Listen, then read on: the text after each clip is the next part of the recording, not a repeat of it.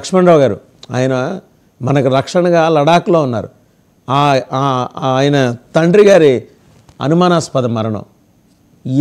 ఎన్ని పాపాలు వెంటాడుతున్నాయి మిమ్మల్ని వైసీపీని?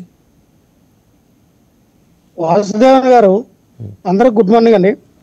మరి సోదరులు చెప్తున్నట్టుగా పెద్దిరెడ్డి రామచంద్రారెడ్డి గారి యొక్క అనుచరులు అని చెప్తా ఉన్నారు.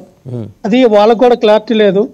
శ్రీకాకుళం జిల్లా వచ్చి పెద్దిరెడ్డి రామచంద్ర ఒక వ్యక్తులు వచ్చి కబ్జా చేశారంటే ఇది ఒక ఆరోపణలాగానే కనబడుతుంది.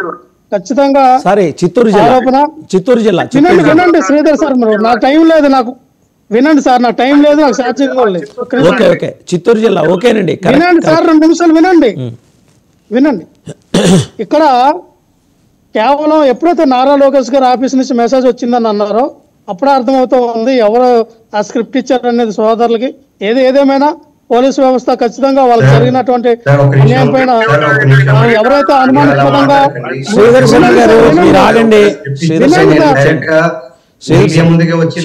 నేను అదే అన్నాను సార్, మీకు న్యాయం చేయాలన్నానండి.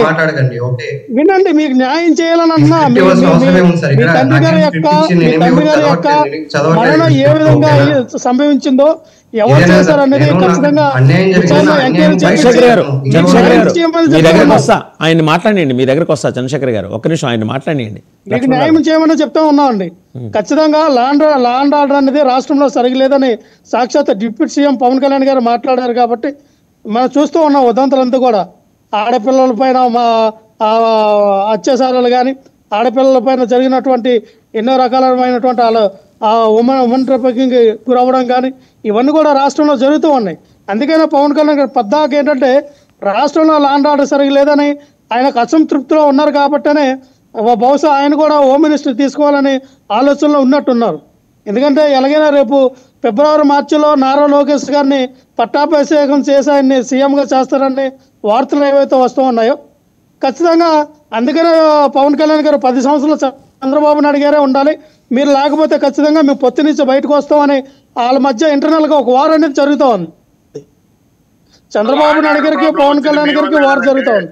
10 సంవత్సరాలు మీరు కాకన్నా నారా లోకేష్ గారిని ఏమైనా మీరు గద్దెనెక్కిస్తే ఖచ్చితంగా మేము బయటకు వచ్చేస్తామని చెప్పి ఇంటర్నల్గా వార్ జరుగుతుంది. కాబట్టి ఎక్కడ మాట్లాడాలి ఏంటనేది ల్యాండ్ ఆర్డర్ ఇష్యూలో పవన్ కళ్యాణ్ గారు మాట్లాడడం జరుగుతుంది. ఖచ్చితంగా ఆ విధంగా ముందుకెళ్తారు. ఒకటే చెప్తా ఉన్నాను, రాష్ట్రంలో జరుగుతున్నటువంటి ఏదైతే సోషల్ మీడియాలో జరుగుతూ ఉందో వీటి కూడా పీడీ యాక్ట్ తీసుకొచ్చారు వాసుదేవన్ గారు. పీడీ యాక్ట్ అనేది కరెక్ట్ కాదు. మీరు అరెస్ట్ చేసి 1 ఇయర్ ఆ జైల్లో పెట్టండి, తప్పు కాదు మేము అనట్లా. మీరు ఒక మంచి చట్టం తీసుకొచ్చారు, ఆ చట్టం ద్వారా అరెస్ట్ చేయండి.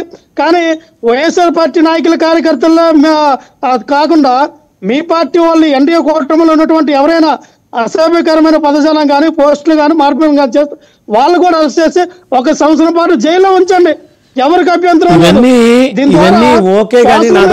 విధంగా వినియోగించుకోవాలని తెలుస్తుంది. లక్ష్మణరావు గారు, నాదొక ప్రశ్న, మీ లీగల్ వింగ్ ఎక్కడుందండి? గూగుల్లో చాలా మంది సెర్చ్ చేస్తున్నారు. నిన్నంతా గూగుల్లో టాప్ దీంట్లో కనిపిస్తుంది అంటే వైసీపీ లీగల్ వింగ్ ఎక్కడా?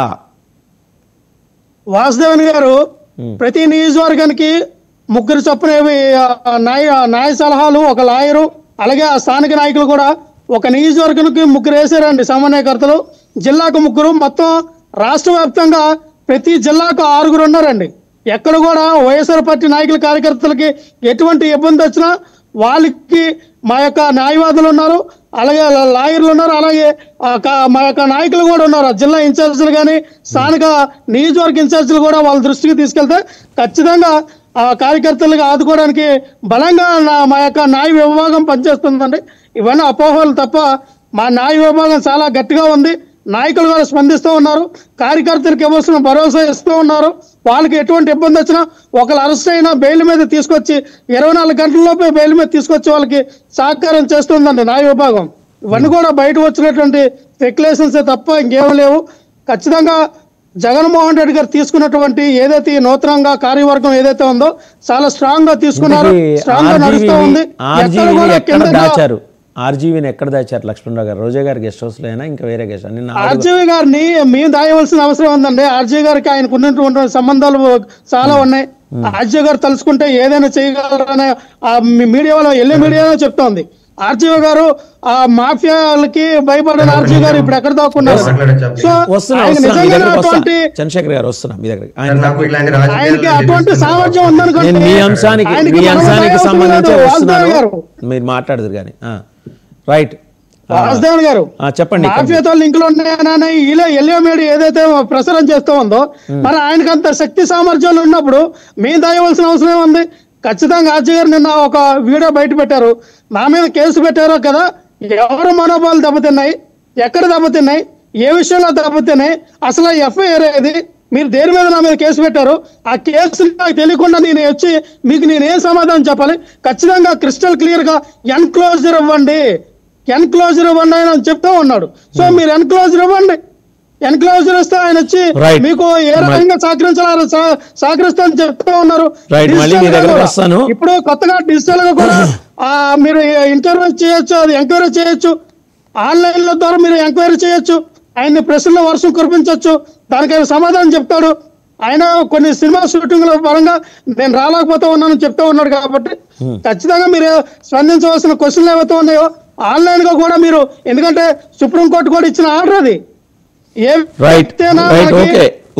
మనకి అందుబాటులో లేకపోతే డిజిటలైజేషన్ అంటే ఆన్లైన్ లో ఖచ్చితంగా ఆ వ్యక్తిని ఇంటర్వ్యూ చేయొచ్చని సుప్రీంకోర్టు ఇచ్చిన వర్చువల్ విచారణ. ఓకే, మళ్ళీ మీ దగ్గరకు వస్తా. చంద్రశేఖర్ గారు మీరు ఏదో చెప్పాలనుకుంటున్నారు, మీ అంశానికి సంబంధించి చెప్పండి.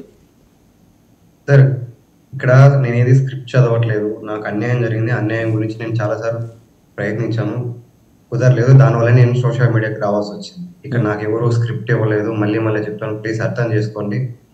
నా బాధకు నేను చెప్పుకున్నాను అంతవరకే, కానీ నాకు ఎవరు ఏ పార్టీతో నాకు ఎటువంటి సంబంధాలు లేవు. చంద్రశేఖర్ గారు ఖచ్చితంగా మీకు న్యాయం జరగాలి, ఖచ్చితంగా మీరు ఎంక్వైరీ చేయించండి.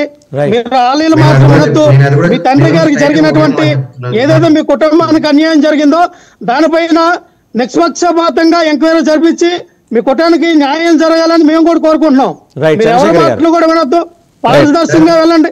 మీ గవర్నమెంట్ ఆ గవర్నమెంట్ ఉన్నప్పుడు అలా, ఇప్పుడు గవర్నమెంట్ ఇలా చేంజ్ అయినప్పుడు ఆ గవర్నమెంట్ ఉన్న వ్యక్తులు ఇప్పుడు ఈ గవర్నమెంట్ వచ్చి వాళ్ళు ఇన్ఫ్లుయెన్స్ యూజ్ చేసి మా కుటుంబాన్ని అన్యాయంగా నాశనం చేశారు.